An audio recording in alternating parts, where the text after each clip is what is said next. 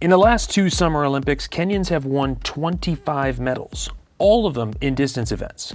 Of the top 10 marathon times ever recorded, Kenyans ran 8 of them. Even the US's own Bernard Lagat, who just qualified for his 5th Olympics at the age of 41, he's a Kenyan. Lagat, like almost all of the Kenyan champions, comes from one subgroup of one tribe. There are 42 tribes that comprise the Kenyan population. The Kalenjin tribe, a group of less than 5 million people, resides in the Great Rift Valley. And the Nandi subgroup, a group estimated to have fewer than 1 million people, produces many of the world's greatest champion distance runners. Only one American runner has ever broken 2 hours and 5 minutes in the marathon. Nandi runners have done it more than 30 times. And even the runners themselves aren't sure why they're so good.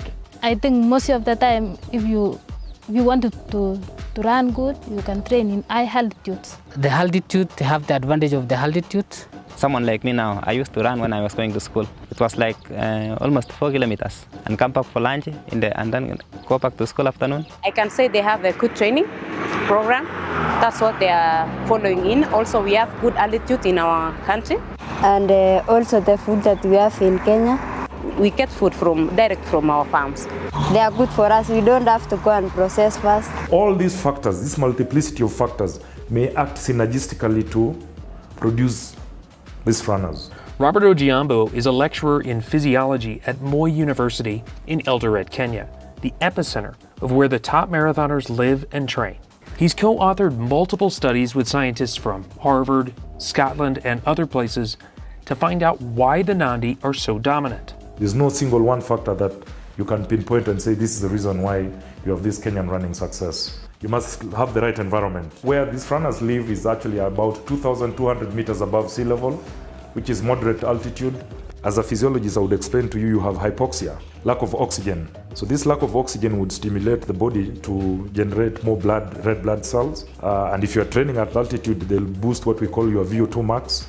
You must have the right genes. Kenyan has 42 tribes. And then it's just only the Nandis that are producing the Olympians. Part of those genetics might be the shape of their legs. Turns out that the Nandi have very thin calves. Just compared to a thicker calf muscle, it's a smaller mass you're moving. So if you have a thicker leg, then clearly you spend more energy to move that mass. They're also more efficient because of the way their feet strike the ground. So these kids' running style is said to be barefoot running style. When you land on the tip 4 foot first, this sort of landing is said to be economical in terms of the energy you spend, and then of course in terms of the forces involved, you're less likely to injure your foot. The barefoot running style comes because many of these runners come from poor areas and start out running without shoes. And it's their lifestyle that Ojiambo thinks may have the biggest impact on Nandi success. Daily active lifestyle, active training, active life. You're herding cows, you're walking to the river, you're running to school. So there's habitual training as kids. The runs back and forth from school each day resulted in a higher VO2 max among Nandi versus other Kenyan kids or Caucasian kids. Ojiambo says this created an aerobic base that runners could build on in training.